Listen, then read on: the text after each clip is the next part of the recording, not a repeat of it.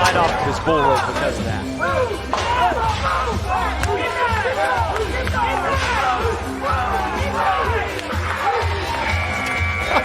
They will take a look at this, but off of your note to keep his back straight for about 7 seconds, he did just that, and that kept him in contention aboard charge. Dude, that was night and day difference from what we've seen in the first half out of Dakota. You know, like, you watch his free arm in this, you watch his back. His free arm, there's not a lot of wasted motion there. His back is straight the whole time, followed the bull around. Good job from Dakota Lewis in a scoreless game. That's a big 79 and a quarter right there. I was just going to say, very valuable 79 and a quarter points now sitting in the bank for Team Cat. So that means Team Ariat actually has a goal and also a hurdle with only a couple more riders to go in their second half. This is Kai Hamilton.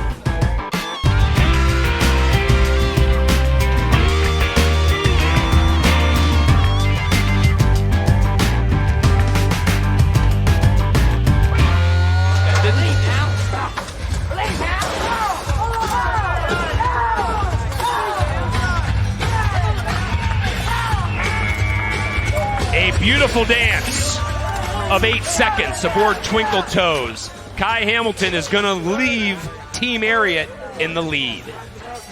Maybe that's what they were needing, just a little pressure put on them. Man. Like, kind of a little wake-up call, and this is everything I've been talking about with Kai Hamilton as we watch it back on the Can-Am Cam. Now you see the kind of ability that this young guy's got. This is no problem for him right here. 85 and a quarter.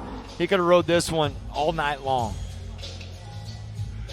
Well, and the lead change creates a very simple fact. Ouncey Mitchell faces maximum risk.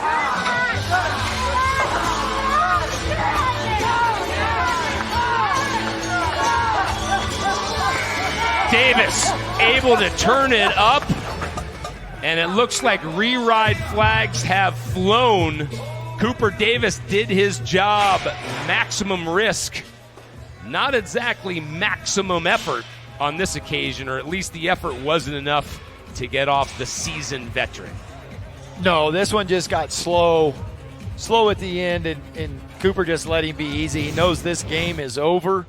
And in a competition, 75 and a half, in a competition like this where you are gonna need this guy, when the game's over, I'm totally cool with being hit the locker room. 2 scores, neither of which are huge, but the winning moment definitely becomes the bigger of the two for Team Ariat.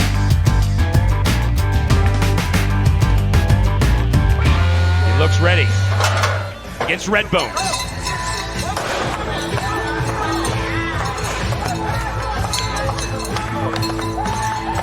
Plenty of meat on that ride as the rematch with Redbones goes Marco's way, and that's the first score, and it will turn out to be much needed points for Pendleton Whisky.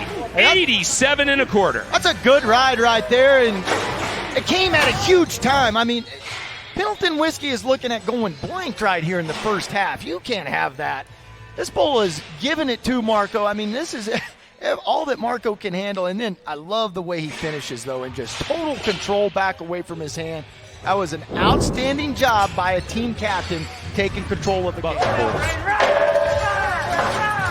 Drifter doesn't need to go far from the chutes before Braden Richardson completes his 0 for 2 evening at just over 2 seconds. Just like that, man. Let's stay on the stock contractor bandwagon for just a second, because look at this little bull right here. 44 and a quarter. Now, you know, when we talk about Sioux Falls and moving on to the playoffs, you're talking about, you know, seeing the Bull of the Year contenders and this and that. And then for the past 2.5 weeks now of competition, we've seen 44 and a half, 44 and a quarter, 45, just bam, bam, bam on bulls that you're not that familiar with. The future is bright, isn't it? No question. For the bovine power. Watch your alternate, Junio Sosa.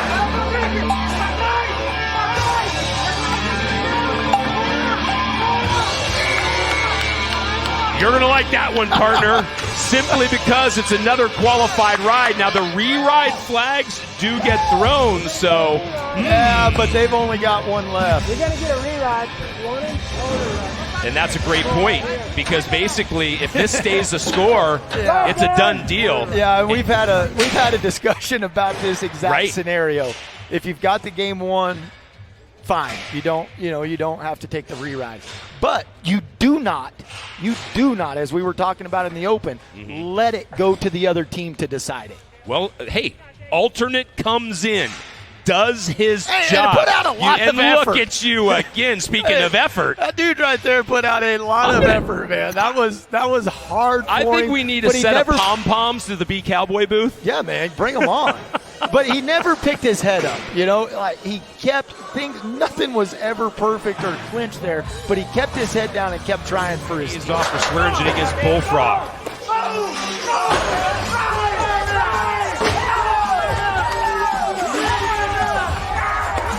It is a qualified ride. Team Boot Barn needed more than just that one score, but certainly that is going to help Swearingen's confidence by leaps and bounds. A score of 86. Yeah, and a good one by Dalen. And, he corrected what went wrong in the first half for himself. You watch. He pulls his foot out when he can. He holds when he has to. That's what you got to do. That's the experience kicking in for Dalen now. That's what he's got to. If he can maintain that kind of a mental state, Dalen can bang heads with anybody. And I was impressed. I don't know if you noted, partner, but that ROB 4.0. Yeah. So he took a mediocre bull and turned that into an incredibly good score.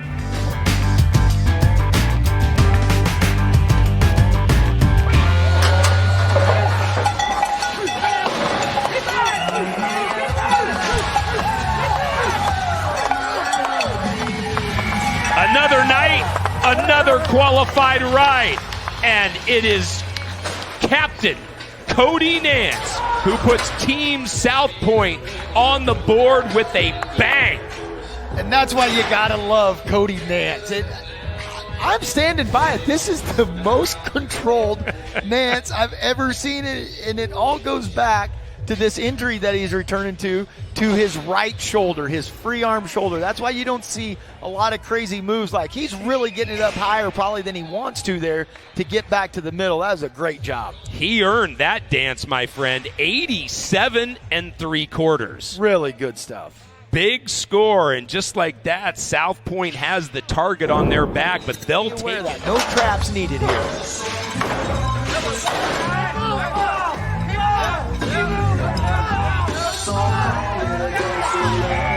Back-to-back qualified rides, and that is a welcome remedy to the number of buck-offs we have seen throughout the evening. Jesse Byrne, the stat man, he was right. He said we'd see qualified rides in this one. Yeah, man, and hey, this is exactly how Lucas Oil started off last night. Dirtier come out, stepped up big. This was solid, total control, both directions.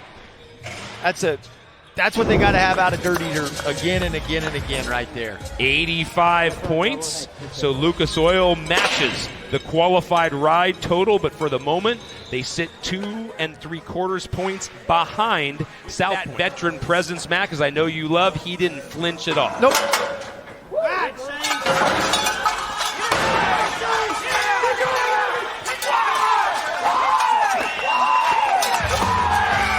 Veteran rider, veteran moves, and that veteran presence adds another qualified ride for South Points. And it's going to be another big one. That wasn't just a run-of-the-mill ride. That was a really good ride. 88 points. Fitting that here in the South Point Hotel and Casino, their team starting to shine the brightest in this nightcap. Cool bull, too, right there. And I love at the end how Proctor really takes over on this one, showing the judges, I am dominating this bull. At some events, have some stuff.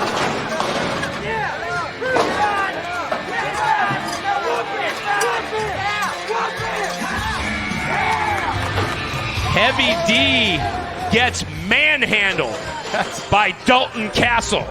And that's just almost not fair. The ability that Dalton Castle's got and the awareness on the back of a bull that he's got to be able to make he is big time top heavy right here. He's wanting to pull him over his head. Nope, just gets a little stronger in his chest, sets up, but doesn't go too far. And this reverse, it should be over right there. Castle did not allow it to be. That was a lot of effort from Dalton. And this brings up an interesting stat. We may see our first team go 3 for 3.